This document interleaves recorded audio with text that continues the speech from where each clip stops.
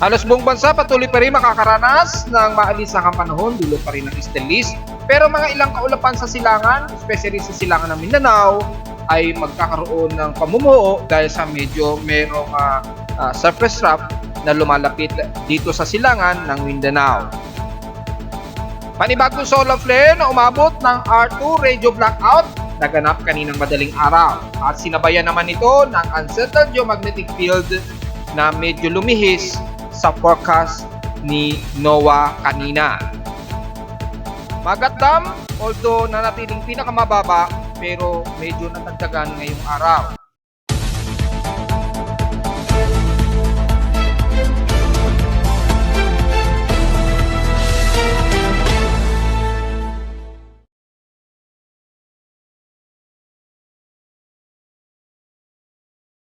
Hello, good morning mga folks. Welcome po muli sa ating Daily Weather Bulletin at Analysis para sa araw ng Martes, March 19, 2024.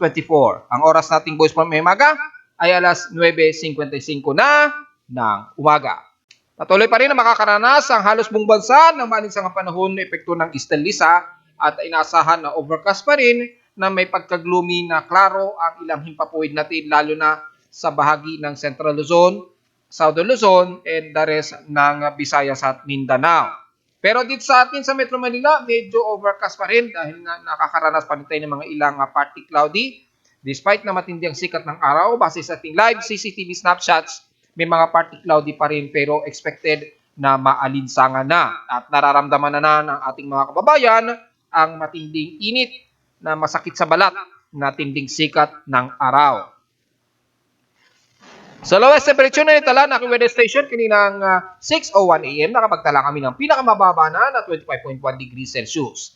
Kahapon, nakapagtala kami ng pinakamataas na 33.8 degrees Celsius na tinding alinsangan na po itong maituturing sa amin kahapon ng hapon at 2:53 PM. Ibig sabihin lamang ay mataas ang aming heat index pa rin na nasa 40.8 degrees Celsius ang aming init pandama sa Caloocan. Pero kung ipagtatabi natin sa heat index ni Pag-asa, makikitang nangunguna ang bahagi ng La Union, dyan sa may Bacnolan, La Union, na umabot ng 42 degrees Celsius ang kanilang heat index since kahapon ng March 18. And the rest, wala naman na sumunod sa kanya na pinakamataas. Samantala sa PH Extremes in past 24 hours, nangunguna naman sa alinsangan ang Zamboanga Peninsula na nasa 36.1 degrees Celsius na grabing alinsangan sa kanila.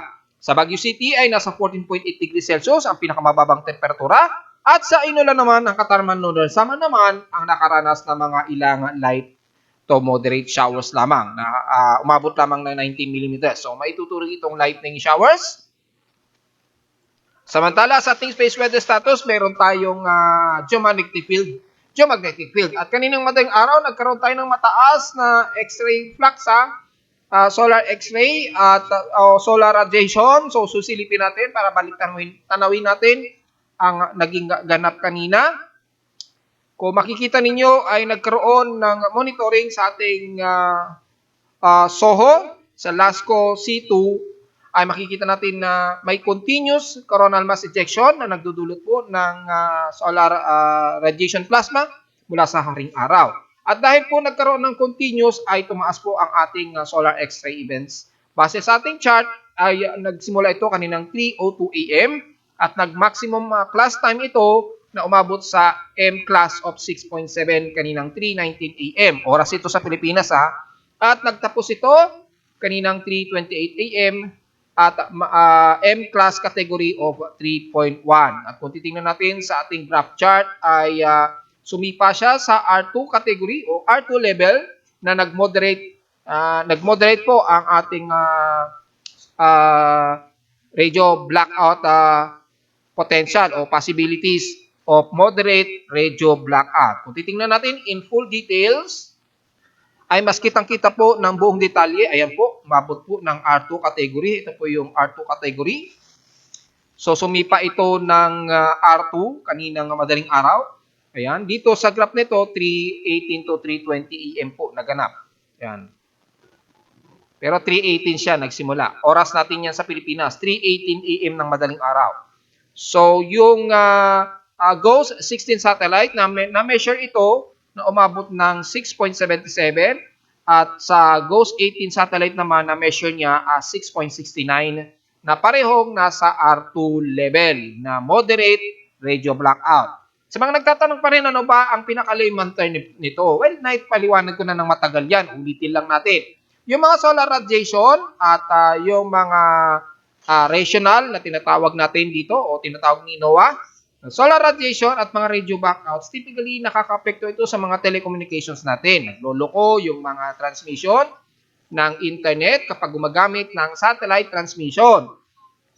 Typically, depende yan sa intensity o lakas ng solar radiation, magbabari po dito yung epekto ng high frequency and very high frequency condition. Dito niyo po makikita yan. Ayan, oh. Sa umaga, mababa ang signal transmission between 20 to 30 meters.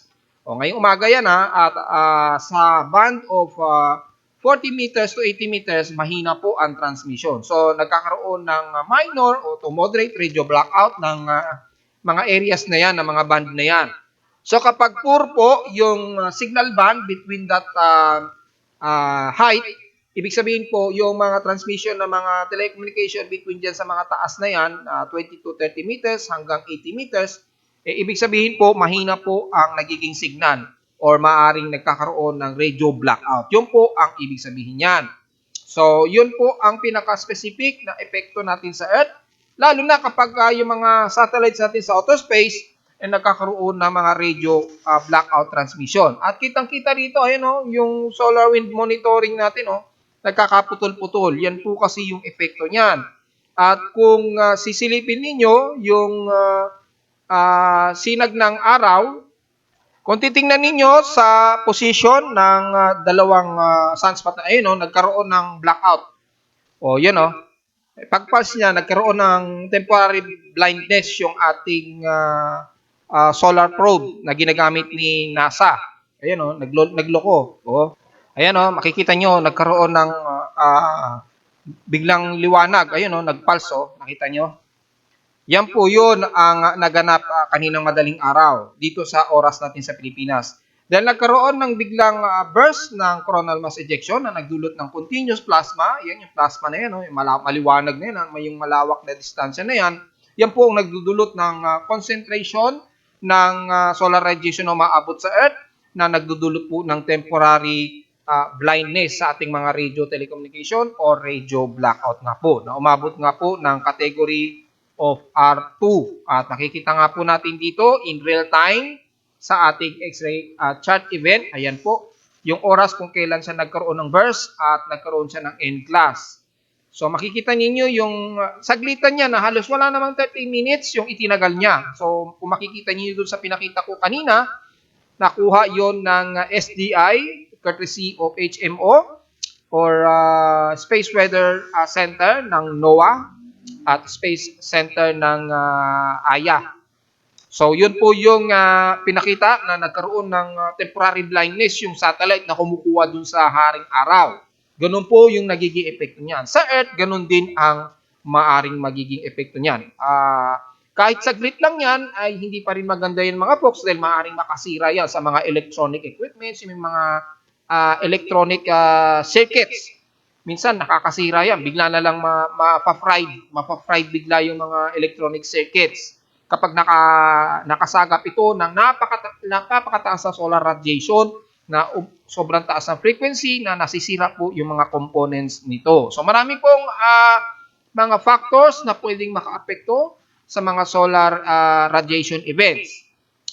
Bagamat yung photon flux naman na possible na pagtaas ng rational G1 minor o solar storm, mababa naman ito at hindi naman nakitaan ng pagtaas. Di gaya nung nakarang araw ay sumipa nga po ito, di ba? Nung isang araw, ayun, nag-S1 siya nung isang araw since March 16. At kumalma na ito, kinabukasan na ng March 17 at tuloy-tuloy na itong humina at kumalma. Besides na mayroon tayong bagong solar radiation, hindi naman nagkaroon ng malalang pagtaas ng solar photon flux. So expected natin na magkakaroon lang tayo ng unsettled geomagnetic field, pero posible pa rin, anytime posible pa rin pong tumaas yan sa KP4 index o higit pa. So, depende po yan sa magiging epekto ng lakas ng solar radiation ngayong araw, itong maghapon mga folks. At nagkaroon nga po ng epekto sa ating magnetosphere. Ayan, sumipa siya. So, anytime ay nakakaranas ngayon ng auroral o moderate na auroral event at hindi naman tumaas ng husto ito. Malamang nag-moderate lamang yung solar o auroral borealis effect na makikita ng mga taga-North at South Pole. So, yung degraded frequency natin ginagamit ngayon, naapekto ngayon ang Middle Pacific at nadadamay na rin unti-unti ang Southeast Asia. So, yung naganap kaninang madaling araw, malamang naganap pa yun nung nasa bandang Amerika pa yung pinaka-zone ng degraded frequency.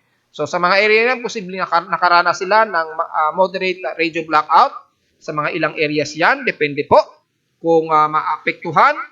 At sa atin naman sa Southeast Asia, hindi naman masyado na dahil natapos na po yung M-class ng solar radiation. Yung geomagnetic field na lamang ang medyo naapekto sa atin sa mundo. Samantala, sa ating volcanic thermal alert status, nasa moderate po si Taal Volcano. So, sisilipin naman natin yung status ni Taal.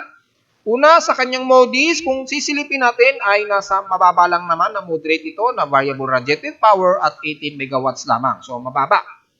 Pero kung titingnan natin yung thermal satellite nito, halos hindi naman nakitaan gaano ng magmatic intrusion. So siguro kagabi lamang ay nakadetect ng magmatic intrusion kay Taal. So tingnan na lamang natin mga folks, ano na sa mga kabatang natin na nagbamanman dyan. At kung sisilipin naman natin sa synopsis na bagong update ni PBOX, ay wala namang naitala muli ng mga volcanic earthquakes. At medyo mababa ang naging SO2 emission niya na nasa 6,102 tons a day lamang kahapon ito. So very latest po yung naging update ni PBOX ngayon. So himala, sana all na palaging updated yung kanilang SO2 monitoring na hindi tumatagal ng halos ilang araw yung delay. So bantay na lamang ng mga kabataan at kung pabansinin natin, ay mababa lang naman yung kanyang naging SO2 emission. So, wala tayong magiging masyadong komento dyan at wala tayong masyadong alalahanin sa ngayon. Sa ating outside humidity, nasa 69% po. So, medyo bumababa na naman o nagiging nakakaranas na naman tayo ng dryness at tumataas ito ng 2% since last hour. Pataas pa rin ang ating atmospheric pressure despite na nasa 1,014 hectopascals ito since last hour. Kani-kanina lamang nasa 1,015 hectopascals ito. So medyo naglalaro sa 1,014 to 1,015 hectopascals na high pressure area. Kaya kapag tumaas yung ating pagka bumaba ang ating humidity at tumataas naman yung temperatura, ay typically hot dry season na talaga tayo. Mga folks, so makakaranas tayo ng talagang tuyo at very humid. Hot humid po ang mararanasan na natin gaya po last year. Ito yung mga dinidiscuss na very mataas o very high po ang relative humidity natin sa Pilipinas. Maging sa hot dry season. Mataas po yung ating humidity pero despite na mataas ay maging sa hot dry season ay tumataas din ang ating relative humidity at kasabay din ang pagtaas ng temperatura. So kapag ganoon po ang senaryo, babalikan lang natin anong ibig sabihin po nun. Kapag medyo mataas ang ating outside humidity at maalinsangan din na sumasabay, ibig sabihin po noon kapag tayo ay pinapawisan, mahihirapan po na mag-vaporize po yung pawis natin sa katawan. Hindi po agad-agad nag-evaporate dahil nga po mataas yung humidity tapos napakamalinsangan. Ibig sabihin po niyan, mas makakaramdam tayo ng mas matinding alinsangan na mararamdaman ng ating katawan. Kasi hindi po nag-evaporate, hindi po agad-agad natutuyo yung ating pawis. Dahil nga po yung outside humidity natin ay napakataas po ng saturation ng ating humidity at mataas din ang ating temperatura.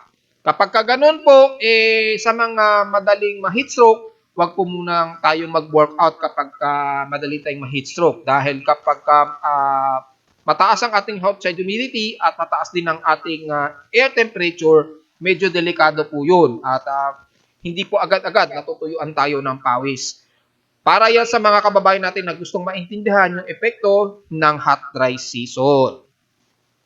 Samantala sa ating high tide and low tide status, may 6 hours and 51 minutes tayo. So mababa po o low tide po tayo ngayon . Mamayang 4:58 PM pa po ito magma-maximum high tide. So layo-layo po na muna yung mga malilit nating mangingisda sa pampang ng Manila Bay. Kung nais nyo man pumalaot ngayon, medyo layo-layo muna kayo sa may bandang West Philippine Sea muna dahil medyo mababaw pa po dyan sa may pampang ng Manila Bay. Sa ating air quality, medyo moderate po ang ating air concentration na naman. So ibig sabihin may mga possible o maaring nakakaranas na naman tayo ng thermal inversion, kaya hindi masyado nakakaalpas yung ating air pollution dito sa syudad. Magmas na lamang po tayo mga folks dahil nasa index of 66 tayo na air quality. Sa ating almanac, sumikat ang haring araw kaninang 6 o'clock AM, eksakto po ito. So ibig sabihin lamang ay maituturing na itong vernal equinox sa atin. Dahil sumarado na siya sa 6 o'clock AM. Typically, 6 o'clock AM po kasi yung ating coordinate ng vernal equinox kapag titingnan natin sa ating sun and moon position. Sa bagay, ito na po ang huling araw ng ating winter solstice o yung winter season kung i-considera natin. So, kung ito na ang magiging huling araw ng winter season, at bukas po, eksakto, mga alas 11, kung titingnan natin sa ating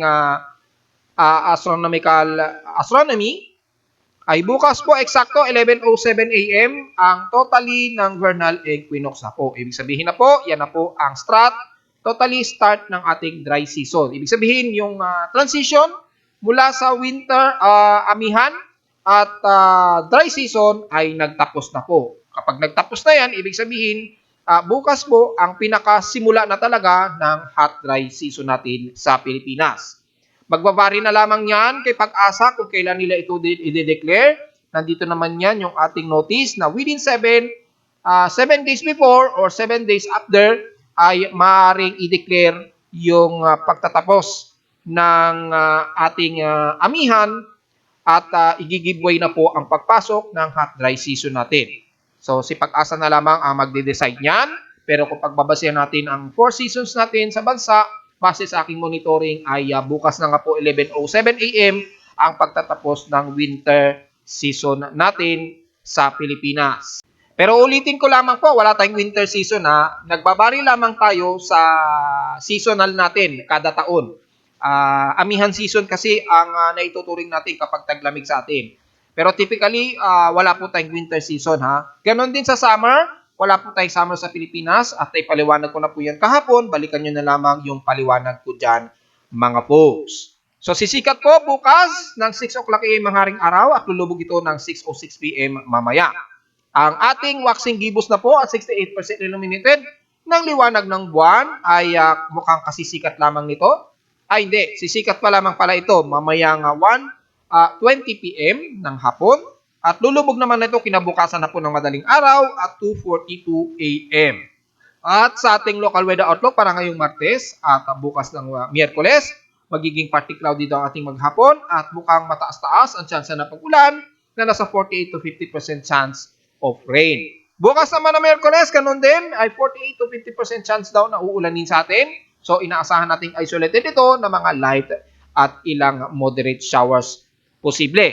So, sa highest and lowest temperature na maglalaro in 2 days ay nasa 29 to 32 degrees Celsius. And lowest temperature expected ay nasa 24 to 25 degrees Celsius. Samantala, kung titingnan natin ang lagay ng panahon in real time gamit ang ating satellite imagery, ay magpapatuloy pa rin yung init ng easterlies, yung hangin silangan na natin, hindi sa may silangang bahagi ng bansa, na magdudulot po ng mga ilang alinsangan na mararamdaman naman natin sa may bahagi ng sentro ng bansa mula sa Central Luzon, kasama na ang Metro Manila, hanggang dyan sa may Calabarzon area. Siyempre, ang Northeastern Luzon hanggang sa may bandang silangan ng Bicol Region hanggang Eastern Visayas, makakaranas sila ng mga ilang part dito, mostly cloudy lamang, pero wala tayong nakikitaan na heavy rain potential. So, typically, kung magkaroon man ng isolated rain showers, mga light rain showers lamang, gaya pa rin ng mga nare-record ng mga ilang kalat-katapag ulan kahapon. So, take note yan mga folks At kung titingnan natin sa temperature monitoring mula sa data feed ni Pag-asa, makikita natin ay mainit na po ang bahagi nito ng Central Luzon mula Tarlac, Ordaneta, Tagupan, Alaminos, Cabanatuan at Angeles, Pampanga. Unti-unti na rin umiinit dito sa atin sa NCR mula Quezon City, Valenzuela, Damay kami sa Caloocan, Nabotas, Novaliches, pababa na yan ng Marikina hanggang dyan sa kaduludulan ng San Juan at Mandaluyong. So sa mga babiyahe sa ngayong araw, expected na maalinsangan na po ang nararamdaman natin ngayong umaga base sa ating monitoring na pagtaas ng temperature. Naglalaro yan sa around 30 to 32 degrees Celsius ang pinakamainit na temperatura. Huwag na sanang pumatong pa sa 34 pataas ang magiging temperatura.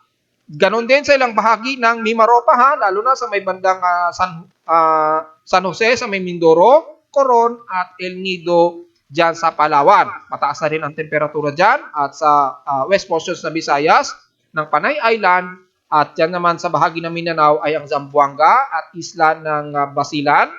At dyan naman sa may bandang Sorsogen mula General Santos City, Maasin, Sarangani, mataas ng Cotabato City, mataas na rin po ang inyong temperatura dyan. So iwasan po natin masyadong magbibilad sa tinding sikat ng araw. However, yung mga kaulapan, manipis lamang ang mauulap natin sa bahagi o sa halos buong bahagi ng bansa. Maliban na lamang sa may silangang baybay nito ng Isabela, pababa ng Kasiguran Aurora at dyan sa buong Quezon Province. So magiging partly cloudy to mostly cloudy kay iiral dyan at expected ang mga light rain showers na isolated. Ganon din sa bahagi ng Bicol Region, pero mangunguna pa rin ang maaraw at maalinsang ang panahon. Ganon din sa may Eastern Visayas, pero ang bahagi ng Northern Samar, kung sisilipin natin sa ating Himawari 8 na ginagamit, ay mga partly to mostly cloudy lamang ang iral. So typically, ang Eastern Visayas ay magiging overcast and gloomy rin ang iiral. Magkaroon man ng mga light rain showers, typically isolated cases lamang. Pero sa buong bahagi ng kanluran at sentro ng ating bansa, makakaranas tayo ng fair weather, mainit, maalinsangan at humid na temperatura. Ayan, yung binilugan ko na yung pagitan na yan. Matataas po ang ating aasang temperatura dyan. Calabarzon man yan, Metro Manila, buong Mimaropa, west portions ng Visayas at Central Visayas at west portions ng Mindanao. So hindi na natin isa-isahin yan dahil halos drier po at tuyot at maalinsangan ang mas mararanasan natin dyan. Pumasok man ang mga forecast na mga light rain showers, mabababa lamang ito, naglalaro lamang sa 30 to 44% lamang ang tsansa ng mga pag-ulan. So hindi na natin iisa-isahin yan. Yung mga areas na yan, lalo na sa Southern Luzon, mula Marinduque, Romblon, maging Mapamasbate man yan, ay magiging fair weather at maalinsangan ang magiging temperatura ninyo dyan. Sa Bicol Region, magbabari po ang mga light rain showers, isolated lamang ang mararanasan ninyo at mga ilang overcast na weather condition. So mga partly cloudy lamang ang mas madalas pero manipis lamang, kaya expected pa rin ang mataas na humid at temperatura. And the rest ng Mindanao, mula sa Northern Mindanao, mula dyan sa may Surigao del Norte, magiging maaraw din ha, at maalinsangan din ang iira sa inyo dyan. May mga surface trap na lumalapit dito sa may bandang silangan ng Mindanao, pero typically maninipis lamang ito o manipis lamang na surface trap na lumalapit sa may bandang Eastern Mindanao. So magkaroon lang kayo ng mga ilang senaryo sa mga kalat-kalatang ulan na posibleng pagkilat at pagkulog, especially sa hapon, sa gabi at madaling araw. Pero sa buong nalalabi ng landmass ng Mindanao, magiging maaraw po ang inyong maghapon at magiging mainit at humid din ang mararanasan ninyo. Pero pagdating sa hapon, typically na mga taga-Sorsogen, posible pa rin kayo makakaranas ng mga localized thunderstorms pagka lumamig po ang temperatura dyan. Pero mangunguna ang mas mainit na alinsangan, lalo na ng mga taga-Zamboanga Peninsula. So generally, ang buong bansa, fair weather po tayo at dry at humid po ang mas mangungunang mararanasan nating weather condition ngayong araw mga folks. Samantala sa ating tropical cyclone assessment monitoring, despite na merong anomaly dito pa rin sa may bandang Marshall Islands na nasa at least 20% po yung anomaly, pero sa ngayon ay hindi pa natin nakikita nito ng upward low convection. Obserbahan pa natin yan at mag-update na lang ako sa Facebook page kung magkakaroon ng pagtaas sa kanyang upward low convection. Dahil kung sisilipin natin yung global spectral model, sa ngayon ay wala namang masyadong upward low circulation na nakikitaan tayo dito. Pero kung sisilipin natin ang wind shear, kung sakaling magkaroon o kung magkaroon man ng favorable, ay wala pa masyado sa ngayon. Ayan. So, wala masyado na favorable wind shear na na magkakaroon ng tsansa ng pamumuo ng anumang tropical cyclone development. Pero kung sisilipin natin ang convergence, ay medyo may mga naglalaro dito ng mga surface trough. So medyo shallow ito at very scattered, pero yung upward low convection na isa sa mga possible key na maging isang invest, napakababa lamang mga folks. Maging sa kanyang kontrahangin, ay wala rin halos. So, walang masyadong circulation tayo nakikitaan o anumang Coriolis effect sa ngayon. So, medyo tataas lamang ng mga ilang vorticity dahil sa mga surface trough. Ayan po. Pero yung posibleng niyang magkaroon ng sirkulasyon para maging suspect of invest, sa ngayon ay napakababa pa lamang. So, obserbahan natin, just in case na magkaroon anytime ngayong araw na ito, ay mag-update tayo sa ating Facebook page para sa lagay ng anomaly nito na nasa 20% yung current status niya. Pero generally, wala po tayong expected na aasahan na mga anumang pamumuo ng mga invest, maging sa mga computer models, ay wala rin po dahil yung ating mean sea level pressure ay natiling mataas na naglalaro sa 1,012 hectopascals. Ayon yan sa ating global spectrum model courtesy of Japan Meteorological Agency and Pag-asa na rin. At mula sa mga computer models ay kung titingnan natin, may mga surface trough lamang na nabubuo ito sa mga susunod na araw. Ang approximately sa forward nito ayon sa GFS, mga bandang March 19, ngayong araw pala hanggang 23, 2024 po. So tingnan natin, nagiging surface trough lamang yan and then magkakaroon ng scattering at mga kalat-kalat na pag-ulan sa bahagi ng Mindanao sa mga susunod na araw. So, titignan natin kung mangyayari yan dahil sa ECMWF ay iba ang ipinapakita na halos wala po tayong nakikitaan na anumang sirkulasyon. Easterlies lamang ang pinapakita nito ng ECMWF. Ganon din sa NAVGEM despite na wala silang latest update. Sa ICON ay ganon din at sa GEM ay halos wala rin po. So, ka-GFS lamang ang medyo agresibo na medyo surface trough lamang ang ating nakikitaan. So, sa ngayon, ay napakababa pa lamang ng tsansa na may mabubuo pa ring mga bagyo o anumang invest sa loob ng 5 araw mula pa kahapon. Kamustahin naman natin ang ating hydrological advisory para sa ating latest dam levels. Pakikinata natin, stationary pa rin yung Angat Dam, Ipo at Lamesa Dam at hindi pa naman umaabot sa pinaka-critical level yung kanilang water level so far, maging kay Angat Dam. Despite na bumababa ng unti-unti yung level ng kay Angat Dam, pero hindi pa naman siya umaabot sa puntong mas mababa ito sa pinaka-rule curve elevation niya. Pero kay Magat Dam, kung titingnan natin, ay maging sa akin latest sa monthly dam water level monitoring, ay makikita natin despite na bumababa pa rin itong si Angat Dam, almost stationary lamang ito compared kahapon. Ito yung kahapon, 172.51 meters.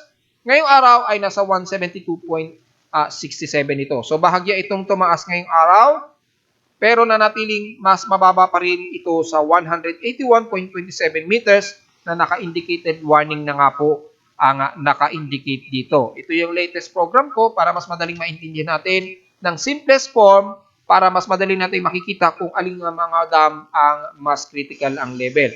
I-click nyo na lamang yung iba rito dahil dinisable ko muna temporary yan dahil halos hindi pa naman masyado nagagamit yan. I-click nyo lamang yan para mag-highlight sa pinaka-graph. Ang mas natin dito kasi, ang mas binabantayan natin dito, yung 4 na ito mula sa Angat Dam, Ipo, Lamesa Dam, at Magat Dam. Yung iba ay dependency na lamang o yung iba ay backup kasi ito ng mga dam. Kaya hindi masyado gumagalaw o hindi masyado nagagamit. O typically mga nasa probinsya yan. So hindi masyado malaking concern yan. Di gaya ng 4 na ito na typically mas nagagamit natin especially sa may bahagi ng Luzon area. At narito naman natin 3-day to 8-day weather forecast para sa araw ng Martes, March 19, 2024.